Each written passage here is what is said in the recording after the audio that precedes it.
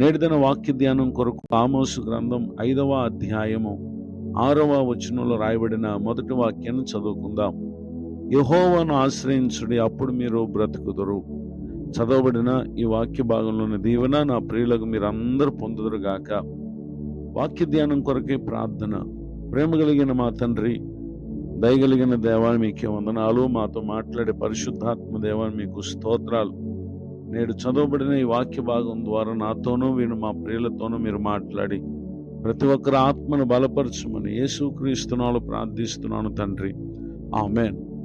చదవబడిన ఈ వాక్య భాగంలో ప్రభువారు ఆయనను ఆశ్రయించాలి అనే విషయాన్ని ఇక్కడ తెలియజేస్తా ఉన్నారు. అనగా ఆయనపై ఆధారపడాలి అనే విషయాన్ని తెలియజేస్తూ, ఎప్పుడైతే ఒక వ్యక్తి ప్రభువును ఆశ్రయిస్తారో వారు బ్రతుకుతారు. ఎవరైతే ఆశ్రయించరో వారికి నాశనం కలుగుతుందనేటటువంటి విషయాన్ని ఇక్కడ ఇశ్రాయేలీయులతో ప్రవక్త ద్వారా ప్రభువారు సెలవిస్తూ ఉన్నారు.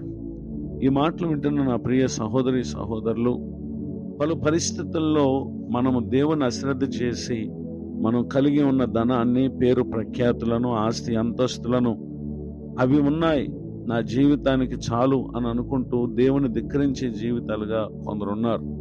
అయితే ఎందరో మనం అనుకున్న రీతిగా వాటిపై ఆధారపడి ఎందరో నశించిపోయినటువంటి విషయాలను చరిత్ర కూడా మనకు తెలియజేస్తూ ఉంది. ఆ కారణాన్ని బట్టి ప్రభువారు అంటున్నారు ఆయనను ఆశ్రయించాలి అని. ఈ విషయాన్ని గురించి 118వ కీర్తన 8-9 చరణాలు రాయబడినటువంటి వాక్యంలో, మనుషులను నమ్ముకొనుట కంటే యెహోవాను ఆశ్రయించుట మేలు, రాజులను నమ్ముకొనుట కంటే యెహోవాను ఆశ్రయించుట మేలు అని ఇక్కడ తెలియజేస్తా ఉన్నారు.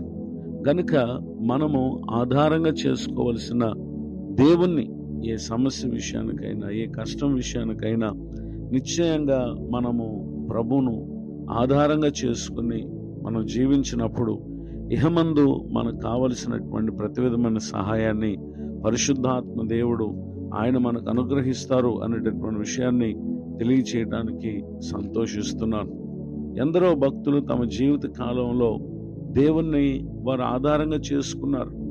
పరిశుద్ధ గ్రంథంలో చూస్తే 2వ దినవృత్తాంతములు 20వ అధ్యాయము 12వ వచనంలో, మా దేవా నీవు వారికి తీర్పు తీర్చవా, మా మీదకి వచ్చి గొప్ప సైన్యముతో యుద్ధం చేయుటకును మాకు శక్తి చాలదు, ఏమీ చేయుటకును మాకు తోచదు, నీవే మాకు దిక్కు అని ప్రార్థన చేశాను.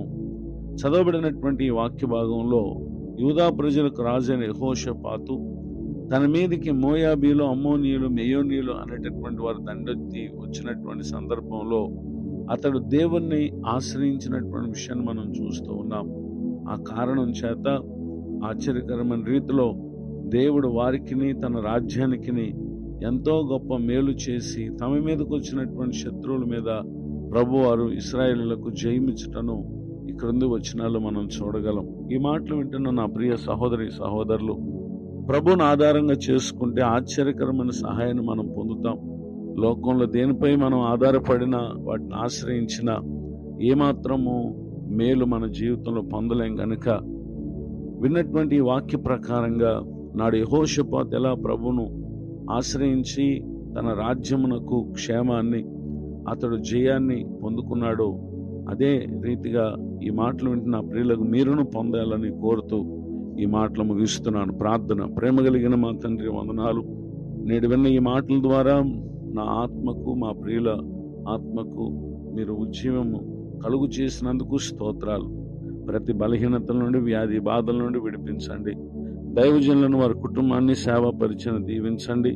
ఈరోజు మరి ఒక నూతన సంవత్సర దయాకిరీటాన్ని ఎంతమంది అయితే పొంది ఉన్నారో వారందరిని కూడా దర్శించండి. తమ ముందున కాలమంతా ప్రతి వారు కృపాక్షణలు కలుగు చేయమని యేసుక్రీస్తు నామములో ప్రార్థిస్తున్నాను తండ్రి, ఆమేన్. తండ్రి, కుమార, పరిశుద్ధాత్మ దేవుడితో నడిపించును గాక, ఆమేన్.